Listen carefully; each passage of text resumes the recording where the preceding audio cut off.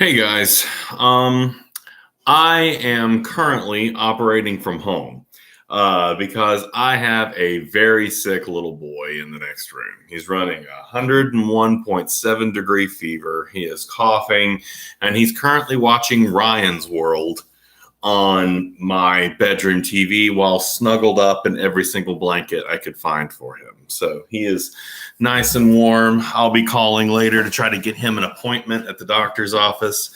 So in any case, obviously, this is going to be a pretty short video today.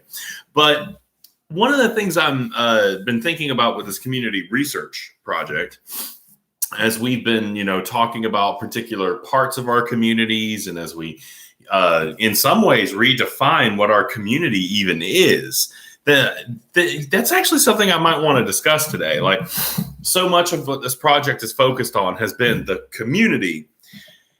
Interesting kind of note that I might want to develop later, now that this is actually kind of sort of bubbled up in my brain. Does a community have to be physical? Could we have a research project dedicated towards digital communities as well? I think that's possible. And I think one of the communities that we desperately need to focus on would probably be Facebook, right? Just imagine discussing the problems on Facebook, right? Imagine the strengths of Facebook and the needs of Facebook. And Facebook's very much been in the news lately. So one thing that's been bubbling up in my mind is the fact that, a community does not necessarily need to be physical in order to qualify for this assignment. There are all sorts of, entities and groups that do not exist in the physical world that we could potentially look at. Now, I also am aware that I did not create the forum last week, so I'll do that today. The main question I want to ask you guys is this for today, and this is going to be kind of a discussion question. And like I said, this is definitely going to go into the shorter side today, but as we start doing research, and this is a problem that we ran into with the eco-narrative, where exactly do you go to get information, right? Where do you go to get data in order to discuss and to do some actual research on your communities? Well, it kind of depends on what you're talking about, but let's kind of open this up a little bit because I'm going to have a much more involved discussion later about scholarly articles and scholarly research, but I don't necessarily want you going in that direction yet. Let's think about this. Oh, hey, buddy, what you need? Please skip a video. It's never stopping. I can't do anything right now because I'm recording a video, okay? I'll come and get it in a minute, okay? He's pitiful. In any case, so unfortunately, I think one of the big topics that could potentially come up a lot in this project is what's going on with the Arbery case. That is very much a community-oriented topic. And the other interesting thing is that typically when you're doing research on your community, it has to be very community-focused, right? But right now, the nation's eyes are kind of upon Brunswick. And again, this obviously, I'm not sure necessarily applies to places like Jessup or Darien or Waycross, but the eyes of the nation are upon Brunswick, Georgia. And Brunswick has become like the newest symbol for a great deal of cultural struggle. So you could theoretically branch out to some rather national news sources in order to get information about things that are going on in this community and to discuss it at length. So I wouldn't be surprised if I had a lot of reports on this issue, because the Arbery case opens up all sorts of other doors regarding like racial lines, poverty lines, and other community divisions that are becoming more and more visible as the days go by. But normally with a project like this, we'd have to get a little bit more creative for how we would, find our information. So I've been thinking about this a lot. And I think one thing that you could do, obviously your local newspaper could be a very good source of information for things going on and problems. There's almost always a kind of crime beat section, right? And I hate for this project to focus only on the bad things, because being a community research project does not necessarily mean that we only have to talk about the problems. We can also focus on the strengths, right?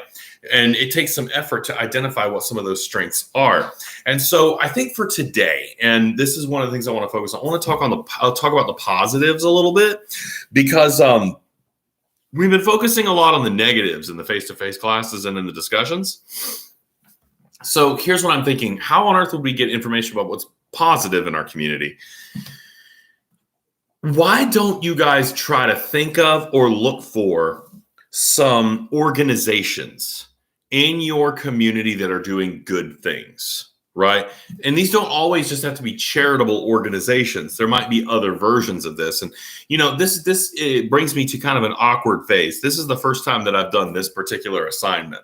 So I'm blazing a lot of new trails with you guys. But, there are organizations in my community of Brunswick that are very much worthy of attention. The one that first comes to mind for me is Saved by Grace. Saved by Grace does a lot of outreach and support for homeless, and this is interesting, homeless men in the area.